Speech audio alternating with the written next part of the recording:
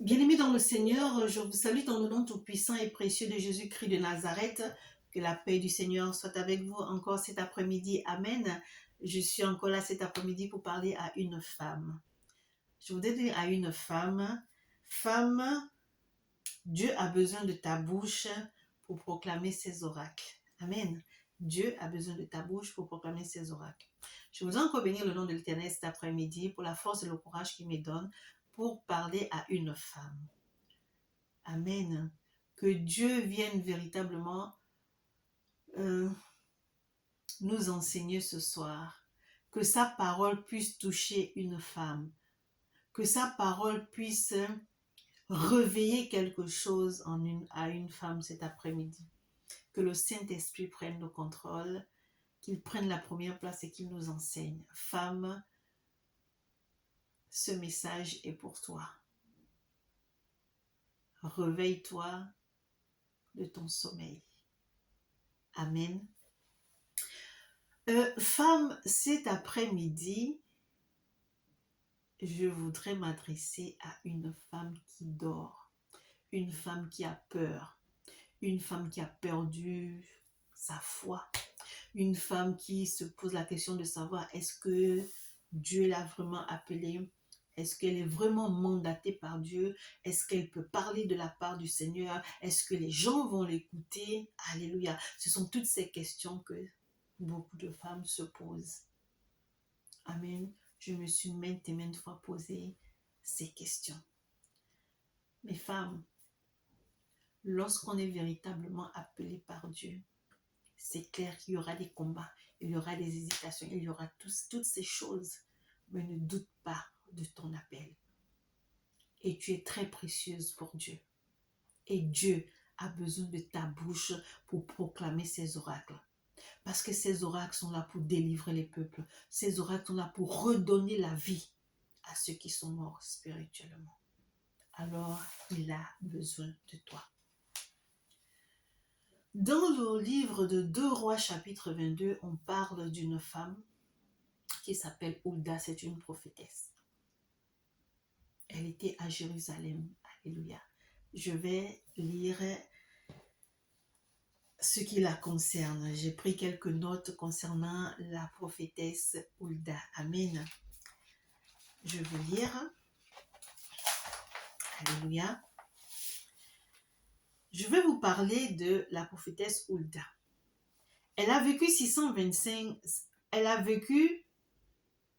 625 ans avant Jésus-Christ. Ses exploits sont décrits dans le livre des rois et des chroniques. Prophétesse, mais aussi épouse. Cette femme remarquable a influencé le royaume de Juda alors qu'il traversait une période critique et décadente de son histoire. Ces rois loin de Dieu et ses préceptes entraînaient le peuple dans le paganisme et l'idolâtrie. Toutefois, dans sa fidélité, Dieu n'a pas permis l'extinction de la maison de David. Il suscita le roi Josias qui régna sur Juda pendant 40 ans. Et durant ce temps, Josias fit ce qui est droit aux yeux de l'Éternel. À cette époque, de nombreux prophètes se sont levés, dont Hulda et Jérémie. Alléluia. Bien-aimés dans le Seigneur, le peuple d'Israël, toujours dans la désobéissance, en train d'adorer des dieux étrangers, alléluia, pour irriter Dieu. Mais Dieu a envoyé un roi, le roi Josias, qui marchait droit.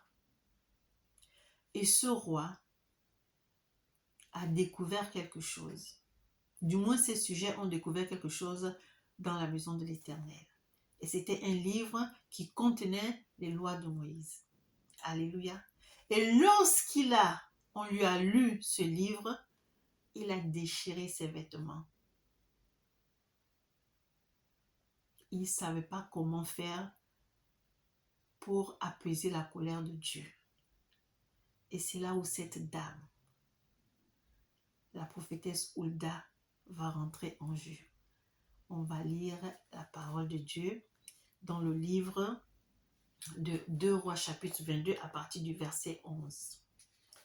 Lorsque Josias entendit le contenu du livre de la loi, il déchira ses vêtements, puis il convoqua le prêtre Hilkia, Ahikam, fils de Shaphan, Akbor, fils de Miché, Shaphan, le secrétaire et Asaïa, l'un des ministres.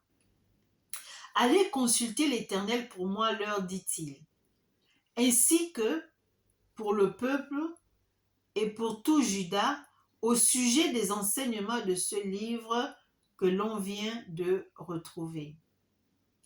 Car la colère de l'Éternel est bien grande. Elle s'enflamme contre nous parce que nos ancêtres n'ont pas obéi aux paroles de ce livre et n'ont pas appliqué tout ce qui est écrit.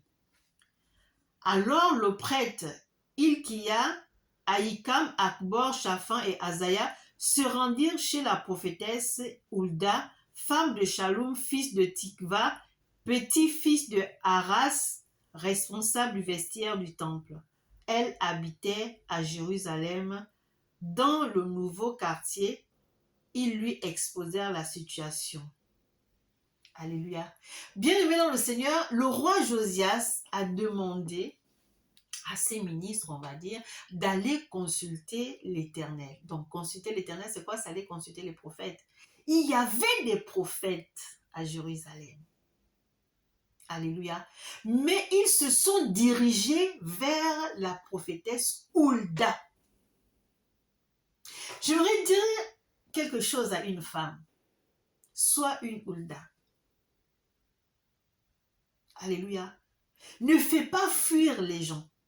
Les gens viendront te voir parce qu'ils veulent ces gens veulent te consulter. Ces gens veulent que tu pries pour eux. Ces gens veulent que tu parles avec eux. Ces gens veulent que tu leur parles de la parole de Dieu. Ne te dis pas, je ne peux pas, je viens juste d'être appelé, je n'ai pas beaucoup d'années de ministère. Dieu t'a appelé, il t'a équipé. Si tu te bases sur les années des ministères des autres serviteurs et servantes, tu n'avanceras pas et Dieu ne pourra pas t'utiliser. Ces hommes sont partis voir la prophétesse. Ils ne se sont pas dirigés vers les prophètes. Assurément, il n'y a que elle qui avait les oracles de Dieu dans sa bouche. Il n'y a que elle qui pouvait, que Dieu avait choisi pour pouvoir sortir ce peuple-là de la désobéissance. Donc, elle avait les paroles de Dieu dans sa bouche pour ce peuple. Assurément, toi, Dieu t'a parlé, mais tu as peur. Parce que tu vois ta position. Parce que tu te dis, je suis la seule femme au milieu de ces hommes. Est-ce qu'ils vont me laisser parler? Est-ce qu'ils vont me laisser parler? Est-ce qu'ils ne vont pas entêter ces gens qui sont venus me voir en disant, qu'est-ce que vous avez besoin d'aller voir une femme alors que nous sommes là? Mais tu es une élue de Dieu. Dieu t'a choisi. Tu es une Hulda de ta génération. Alléluia. Donc j'ai envie de dire à une femme que tu n'es pas n'importe qui. Alléluia. Donc, quand ils sont allés voir la prophétesse Hulda, c'est là que la prophétesse va leur dire ce que l'Éternel a dit pour ce peuple. Donc, j'ai pris des notes en disant, c'est à ce moment que la prophétesse Hulda entre en scène. Alléluia. Entre en scène, Hulda, femme ointe et revêtue d'autorité spirituelle, déclara les oracles de Dieu sans compromis à ces hommes qui étaient venus la voir. Ces propos ont impacté le roi Josias et ça a déclenché quelque chose en lui. Vous savez, lorsqu'il a lu le livre, lorsqu'il a découvert ce qui a été écrit dedans, parce qu'il ne savait pas, il a déchiré ses vêtements. Il s'est dit, c'est pas possible. Comment on peut marcher comme ça? Comment on peut être aussi désobéissant? L'Éternel qui nous a sortis de la servitude Alors il a montré à Dieu que vraiment il était touché. Il s'est repenti en déchirant ses vêtements. C'est-à-dire qu'il était même en colère contre lui-même et contre le peuple de Dieu. Maintenant, comment faire pour réveiller, pour avoir la miséricorde de Dieu? Comment faire pour apaiser la colère de Dieu? Il fallait consulter l'Éternel. Et l'Éternel, consulter l'Éternel, c'est qui? C'est consulter les prophètes. Et ces gens sont partis voir la prophétesse Hulda. Bien aimé, ce qui est étonnant, c'est que lorsque le roi Josias demande au sacrificateur Hilkidja d'aller consulter l'Éternel, ce dernier se rend chez la prophétesse Hulda. C'est quand même choquant. Pourquoi elle? Pourquoi elle? Mais parce que certainement, pour cette situation, c'était elle qui était la maîtresse de la situation. Comme lorsque la reine Esther était chez le roi. Bien-aimé dans le Seigneur, pourquoi Dieu n'a pas choisi un homme pour libérer, pour ne pas que le peuple d'Israël soit exterminé? La reine Esther n'était pas là-bas pour rien. Non seulement elle était l'épouse du roi, mais elle avait une mission à accomplir. C'est ton temps, femme. Lorsque Dieu t'a appelé là, il faut te lever. On doute toujours. Je sais de quoi je parle. On doute, on a peur. Qu'est-ce que les gens vont dire? Mais les gens vont toujours parler.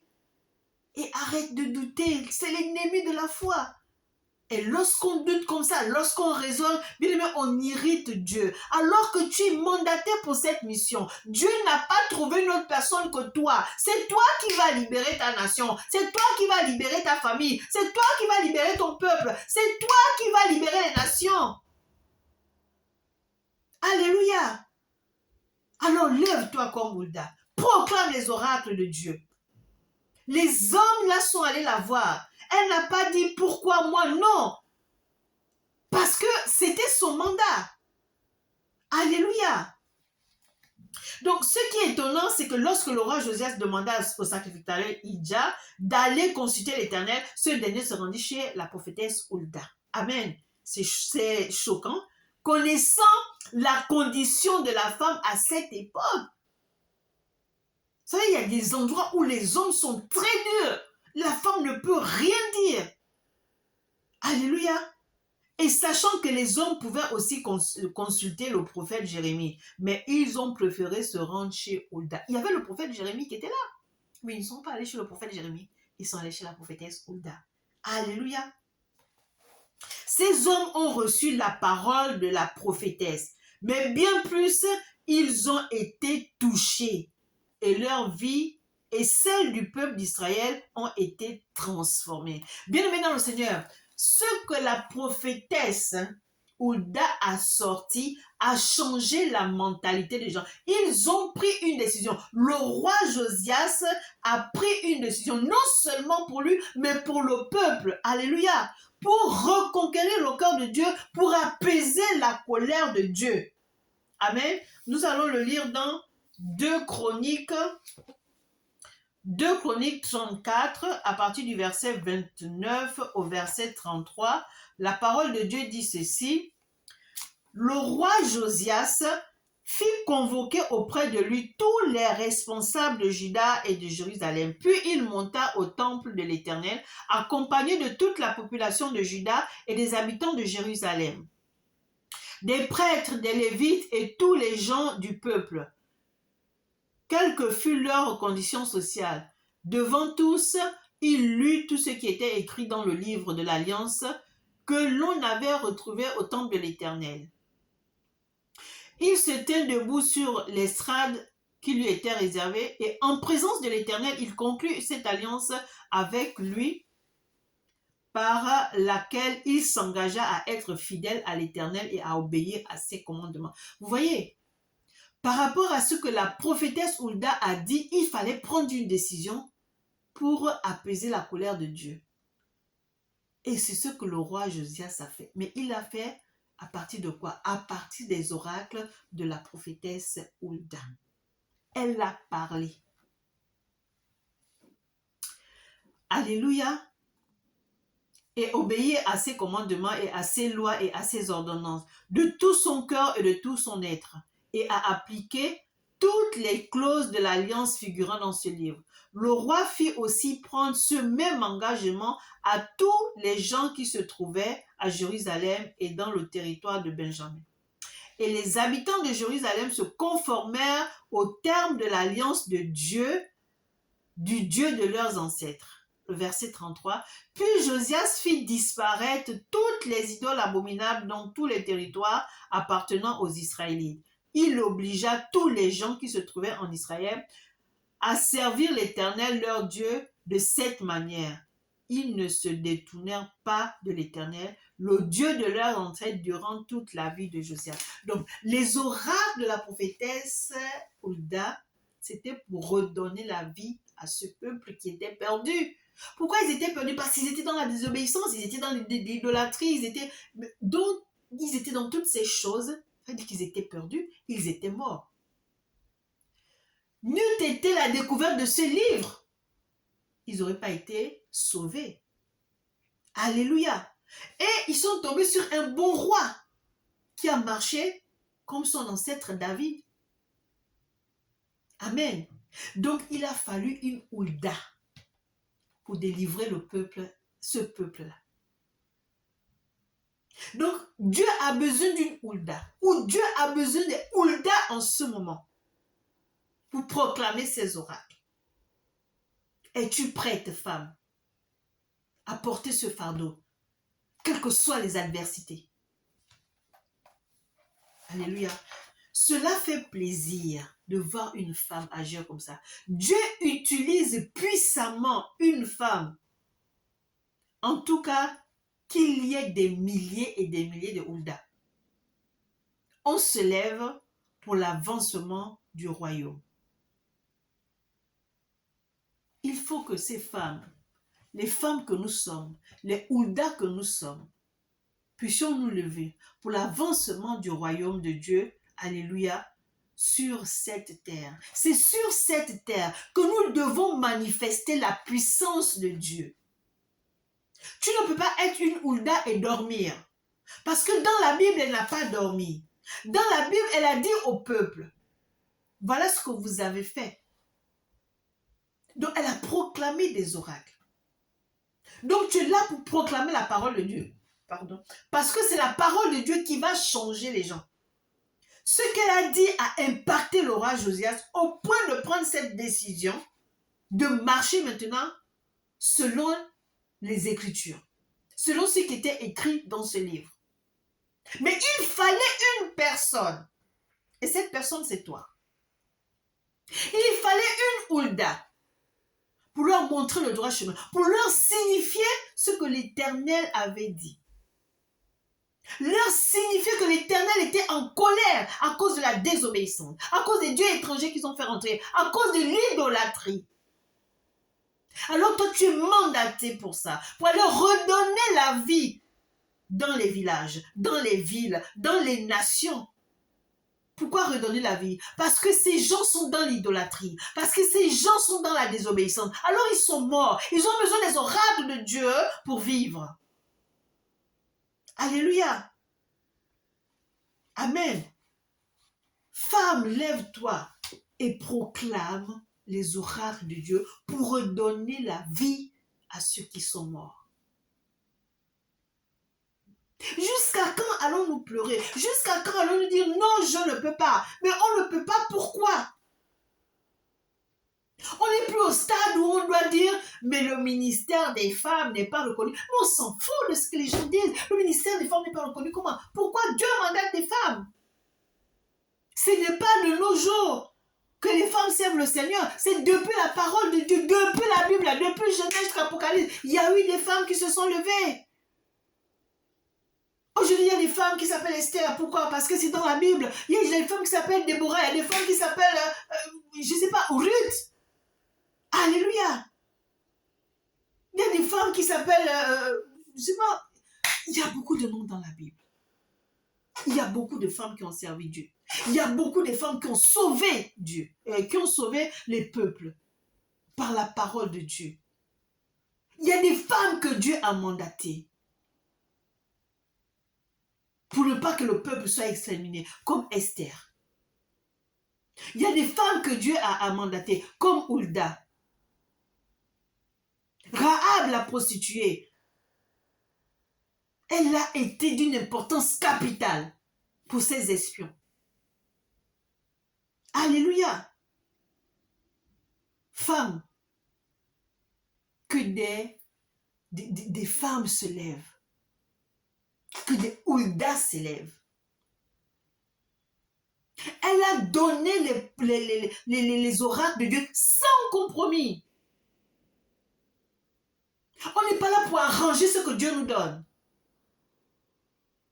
Lorsqu'il te dit que ce peuple va être exterminé, mais tu dis ça pour que ces personnes aient peur et qu'ils changent de voix. Tu vas commencer à dire oui, vous savez. Non. Il y a des moments où on peut parler avec douceur. Mais il y a des moments où il faut faire comprendre aux gens que vous n'êtes pas au-dessus des lois de Dieu. Tu ne suis pas la loi de Dieu, tu es dans la perdition, tu es dans la confusion, tu es mort. Alors femme, lève-toi. Parce qu'il y a des endroits où les gens sont perdus et qui ont besoin de Hulda. S'il n'y a pas de représentants de l'Éternel dans ces endroits, ils vont consulter qui? Donc ne choisissons pas les endroits pour servir Dieu. Là où Dieu nous envoie, nous partons. Alléluia. Alors femme, ce message te concerne, ce message nous concerne, ce message nous concerne. Arrêtons de pleurer. Arrêtons de rester sur nos... parce que j'ai été rejetée, j'ai été humiliée, j'ai été abusée. Non! Bien-aimé dans le Seigneur, le slogan du mouvement de femmes abusées, c'est « Fais de cette mésaventure une force ». Quand tu feras de cette mésaventure une force, Dieu te cherchera. Dieu posera sa main sur toi. Dieu te donnera des missions. Tu iras au front et tu combattras et tu gagneras. Pourquoi? Parce qu'il est devant toi. Parce que tu as dit « Oui, Seigneur, je m'en vais ». Tu n'as pas regardé à tes abus, tu n'as pas regardé à ton petit corps, tu n'as pas regardé à ta situation, tu n'as pas regardé, non.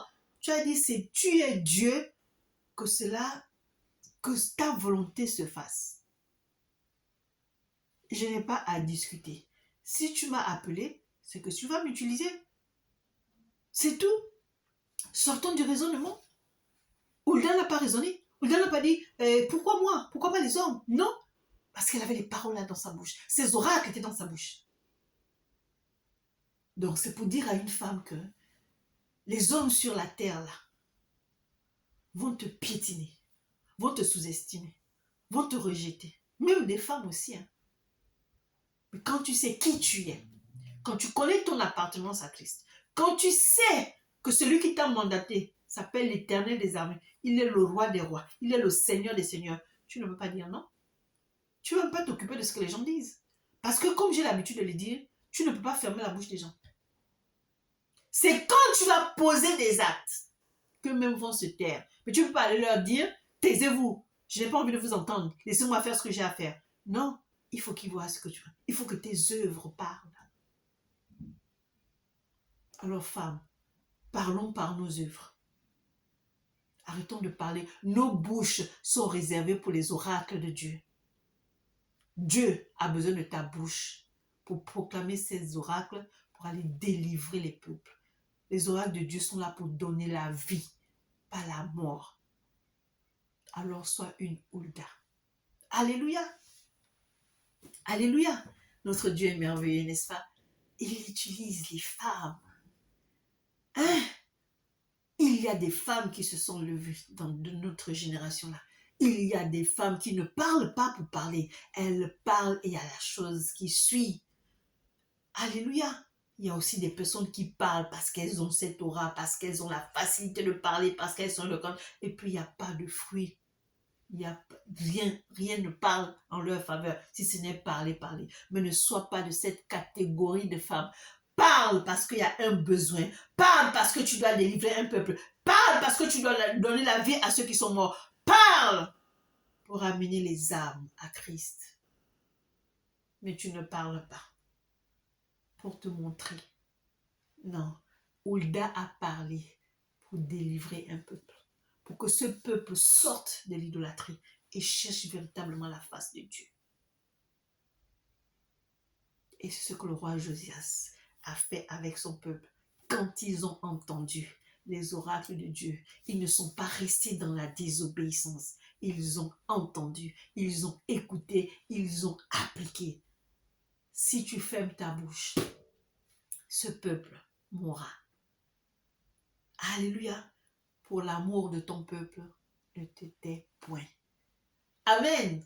Voilà, femme, c'était ce message que j'avais pour nous. Que Dieu vous bénisse abondamment. C'était votre humble sœur et servante, le prophète Jérémie, du ministère des Enfants Perdus, présidente, fondatrice du mouvement de femmes abusées. Soyez abondamment bénis. Amen.